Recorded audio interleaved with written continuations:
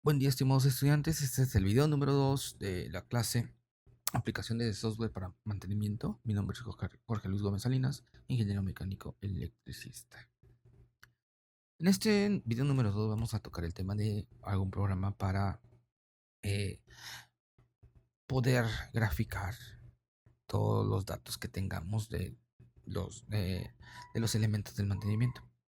Uno de ellos es el Minitab. El Minitab es un software ampliamente utilizado a nivel mundial para efectuar funciones estadísticas, tanto básicas como también adecuadas. Es por ello que en los últimos años ha crecido notablemente la implementación de estos programas en las organizaciones con el objetivo de brindar un mejor servicio.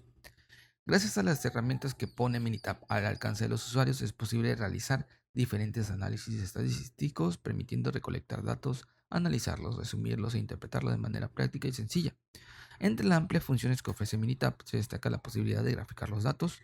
El beneficio de la creación de gráficas radica en que se facilita la interpretación de los datos que arroja el problema.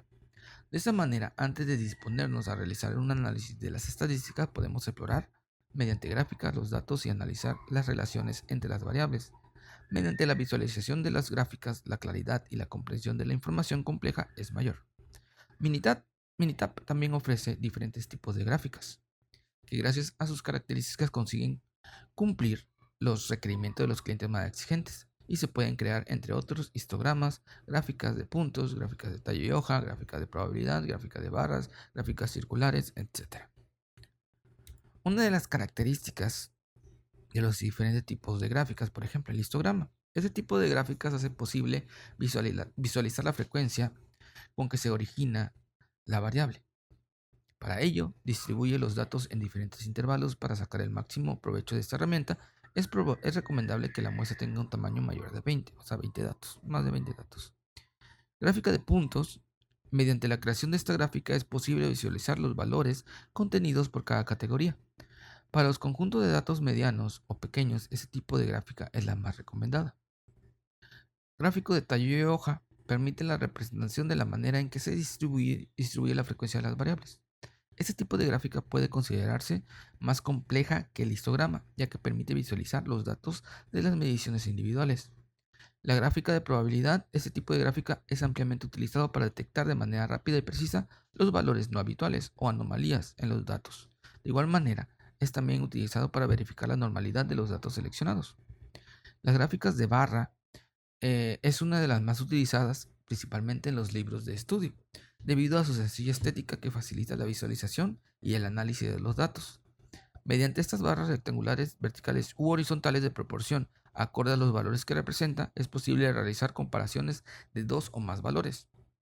La gráfica circular es la más popular de este tipo de gráficas, ya que se debe a que es muy práctica y permite ordenar datos de manera circular y visualizar la proporción perteneciente a cada uno de los según sus porcentajes, facilitando así de sobremanera la comprensión de la información.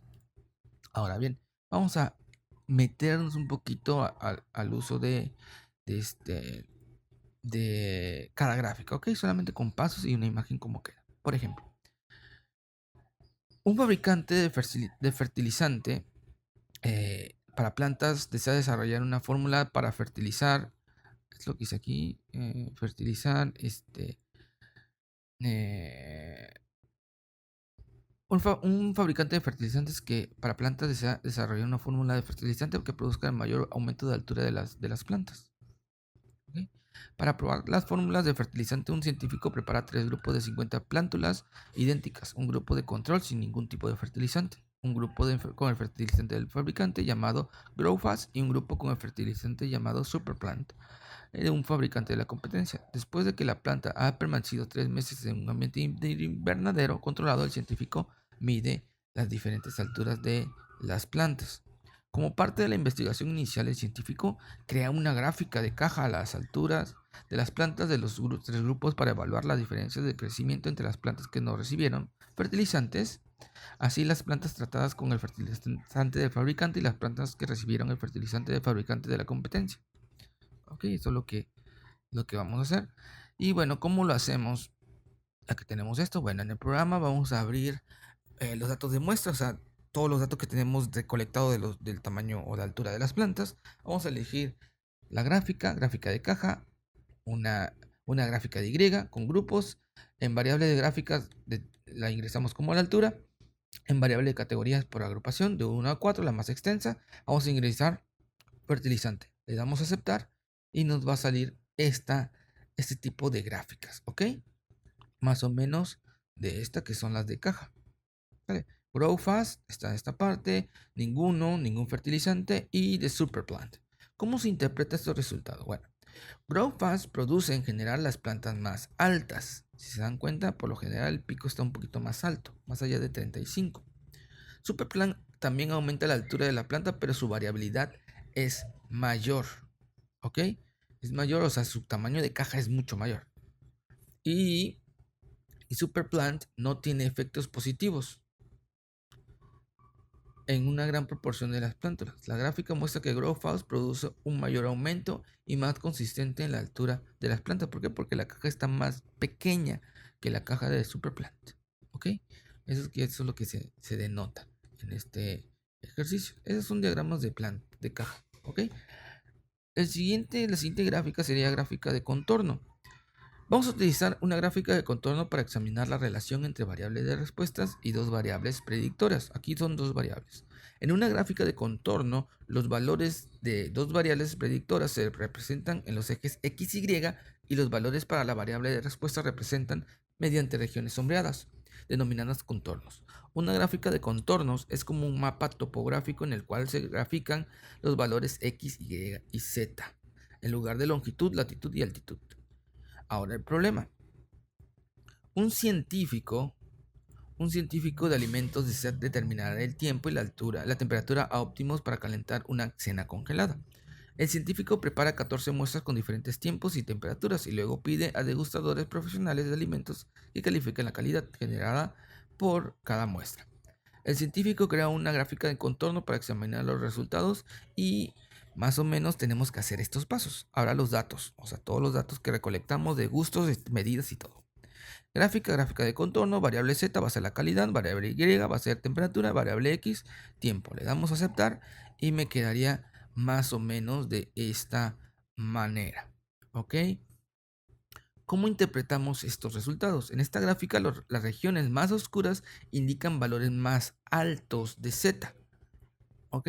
Aquí, en esta parte son valores más altos de Z. Estos valores Z más altos parecen formar un borde que cubre de la parte superior izquierda de la gráfica a la parte superior derecha. ¿Ok? Más o menos. Estos representan las combinaciones de tiempo y temperatura que dan como resultado los platos principales pocos cocidos o pasados de cocción respectivamente.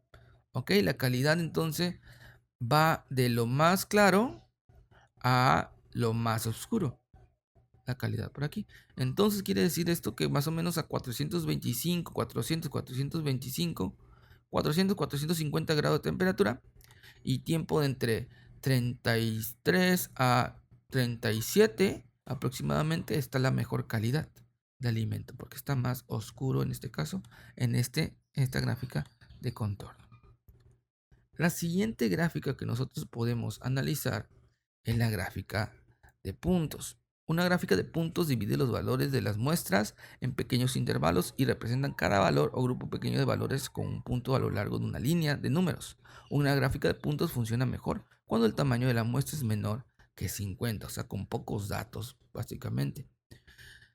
El problema que tenemos aquí, el ejemplo, un ingeniero químico evalúa la calidad de plástico que se utiliza en la manufactura de bolas de billar. Debido a que es mejor una mayor elasticidad, el ingeniero desea determinar si cualquiera de los dos aditivos mejora la elasticidad del plástico.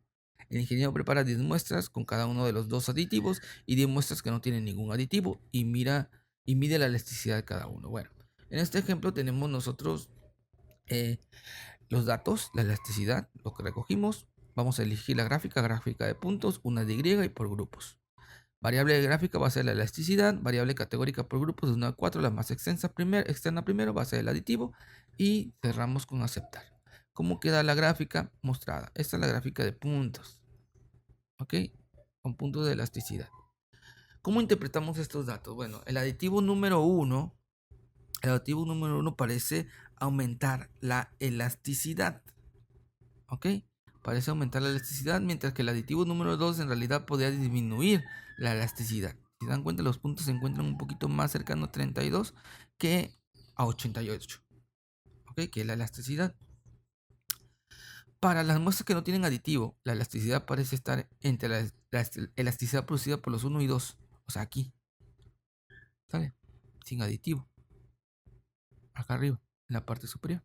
Se cuenta en la parte de en medio. Si le ponemos el aditivo 1, empieza más o menos en el 65 y termina en el 88.